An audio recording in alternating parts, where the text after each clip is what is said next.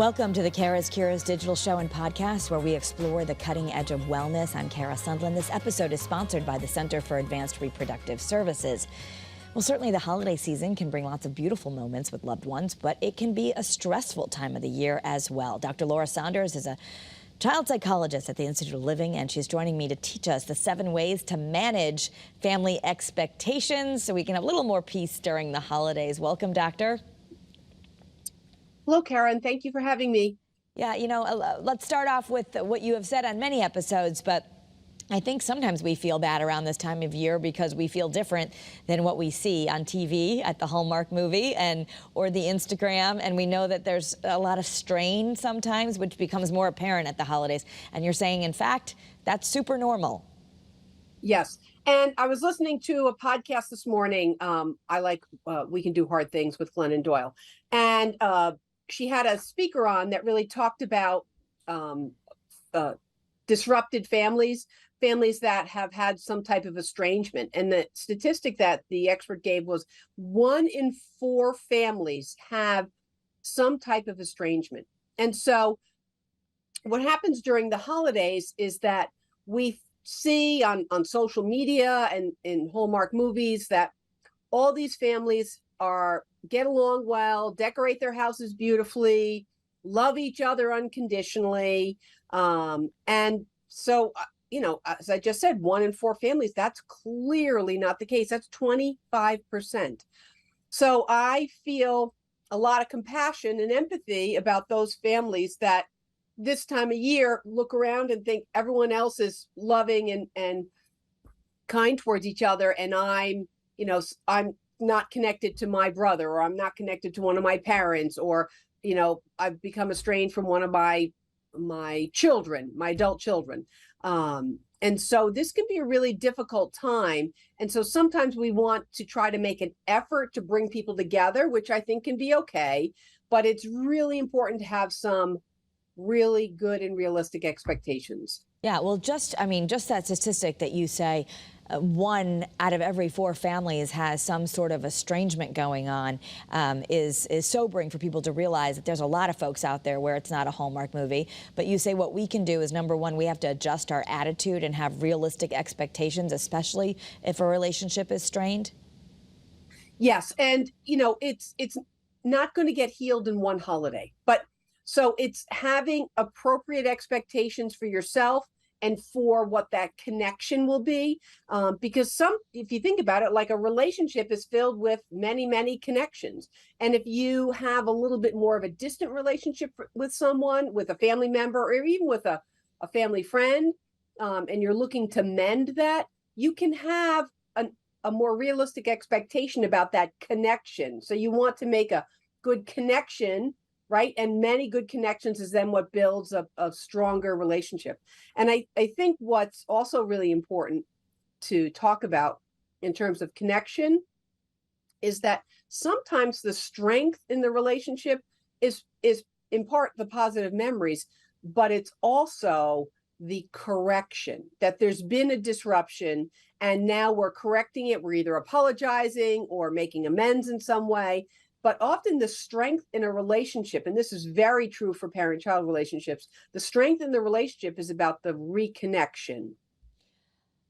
So what do you do if you're estranged from a family member and you think it's going to be stressful? Obviously, people who've been estranged for years, it might be different. But if there's an estrangement going on and you're hoping it doesn't last forever, but you don't know who's supposed to take the first step, what do you do? Well, I think, number 1, it's finding a sense of control over a situation. Means if it's something that you want or something that you desire, then step into it. Take that initiative, take that first step. That connection point, whether it's, and I think we look at the holidays as a lot of these connection points, or sometimes the new year too, right? I want to start off fresh. But you're not going to solve all the problems. And honestly, sometimes the connection is not about rehashing what went on. It's about building that connection and saying, I'm sorry about what happened in the past, but I really want to enjoy this dinner together, or, have a nice time at this coffee together, whatever you're doing. So for those initial interactions, I would keep off, very upsetting topics off limits and set boundaries when needed. Yeah, I mean, so I guess what does that look like if you can't jump into the Hallmark moment? So let's say you're estranged from your brother or sister or something, but you're all going to be together at mom's house. Then that connection, just the fact that you interact peacefully, is a step in the right direction? Absolutely. And you don't have to rehash all the things that have happened.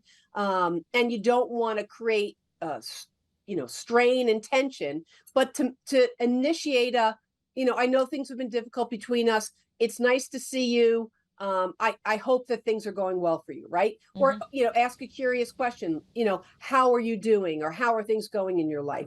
So you're making that point of connection. And it's something that you have control over. It's something, it's coming from a really good place of intentions. Number 3, you say don't drink too much because it really makes us more emotional, and then you can feel guilty because you might lose it. Right. So what we know is that alcohol affects our ability to control our emotions. It sometimes intensifies our emotions. It disinhibits us. So whereas we would hold back and not say something to someone, we might not just blurt it out, right? In those kinds of moments actually are not about giving feedback. They're often come off as harsh. And then what happens later or the next day is you feel guilty. You realize that you might have lost control. So to be very, very careful in those situations, especially, if people are taking any kind of medication, alcohol can interact with the medication. So to just be mindful of your alcohol or substance use, because often people use that as a way to, calm their emotions, but it also can what we call dysregulate your emotions. Okay, so you might be drinking a glass of wine thinking I'm going to relax here, but it could actually make you more prone to get angry. So you have to be careful. Well, one glass of wine is one thing. When you start going into higher numbers, it's quite another. Okay, so that's what you mean by regulation. Know your limits, okay? Yeah. Set boundaries with yourself, too. Getting active, I know I've heard you before say move a muscle, change a mood, but getting outside, doing something outdoors to take care of you might be a good excuse when you're feeling triggered, too, to say, I'm going to go get my steps in. Yeah, move a muscle, change a mood. If you're in kind of a negative space, and you could just be in a negative space all on your own, do something, get outside. I mean, on a day like today, it's bright out. It's pretty cold, but it's bright out, right? Sometimes that brisk cold air can just give you sort of like a clear mindset. So allowing your time outside, or if you can be active, to help you release negative energy, it allows the emotional space for positive energy to come in. Number 5. We're doing 7 steps here. Practice gratitude. Each day, find one thing you can be grateful for, maybe even more than that, but at least one thing. And that's not really just your mom telling you to be thankful. This is science, that when we choose gratitude, we can shift our emotional state. Absolutely. So there is research that shows that if you can adopt a mindset of gratefulness or gratitude, it can help you change or shift your mood. And again, if you get a flat tire, you don't have to be grateful that you just have a car, but maybe you can be grateful that you have AAA and someone can come fix it, or that your neighbor offered to change your tire for you, or just to find small pieces of gratitude in different situations can just help shift your mindset. Because if you hold on to that negativity, it just emotionally weighs you down. Yeah. And sometimes it's really hard to get out of a negative state. So what you're saying is by choosing consciously to start thinking of a few things you're grateful for, you get out of the negative state on your own. Right. And the other thing to be mindful of is that the holidays often bring up past losses. Okay. And, you've lost a loved one, you've lost a family member, especially a lot of the firsts that happen. This is the first Thanksgiving, or the first Christmas, the first New Year's, the first Hanukkah without that loved one, really stirs up a lot of emotions. And so you're trying to in finding gratitude, it's, well, I'm fortunate because my job is stable right now, or my spouse cares for me, or things are going well with my kids. So you can acknowledge the loss. I am by no means saying sweep the grieving under the rug, but it's acknowledging the loss, but then also holding on to a piece of gratitude. Number 6, practice tolerance and acceptance. You can only change your reaction to things. You can't change others. We've certainly all heard that, but how does it look? So I think one of the hardest things to do is to realize that we don't have any control over anyone else, right?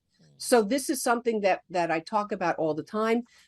The only thing that I have control over in any given situation is myself. I can, I might not be able to control a feeling that arises, but I can control how I manage that feeling. So if I feel anger in a situation, do I lash out, or do I take a deep breath, turn away, and walk outside and take some space before I come back in to react to it? So finding some sense of tolerance.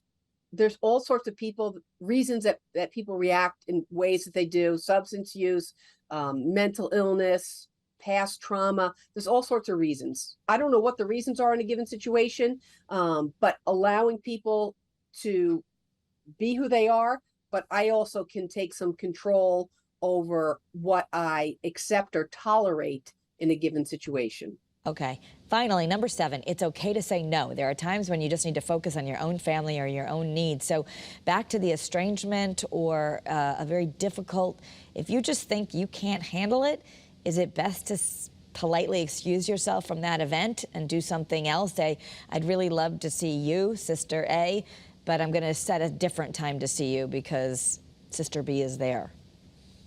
Right. And I think doing things that help you feel in control. And one of the good things to come out of COVID is I think there is actually a little bit more accentuation of estrangement, but also has been a better understanding of like mental health and setting boundaries, right? I don't have to put myself into a situation or expose myself to a situation where I will feel emotionally unsafe. That as an adult or as a young adult or as a parent or whatever your role or identity is, that you can take some steps to say no and to focus on your own needs. A lot of times people label that as selfish, but selfish is a judgment. I don't really like to use that word. I prefer the word self-focus, right? So right now I'm focusing on my own needs and taking care of myself or my family. And this is what I need to do to take care of myself. It's okay to say no. It's okay to say no. We will end it there. Dr. Laura Saunders, thank you so much, and we wish you a wonderful holiday season, and thank you for all the wonderful tips you've given us throughout the year. Take care and happy holidays and healthy holidays. Yes, thank you. And if you want more information on the cutting edge of wellness, you can follow me on social media at Kara Sundlin. I do like to share this content there. Pass it along. We're all in the same boat. We all got to deal with the love of families and sometimes the difficult parts, part of the journey, right? So share it with someone you love. And we'll see you back here on WFSB Plus. Have a great day, everyone, and be well.